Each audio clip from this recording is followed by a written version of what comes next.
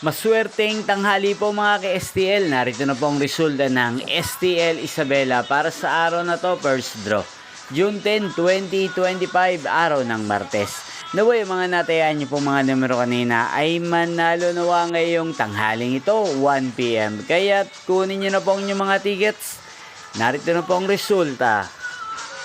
Ang mga numerong nanalo sa STL Isabela ngayong tanghaling ito, June 10, 2025, 1 PM. First draw result, 19 at 28 in exact order. Sa lahat po ng dumaya kanina sa STL Isabela para sa first draw ng 19 at 28, congrats po sa inyo, panalo po kayo.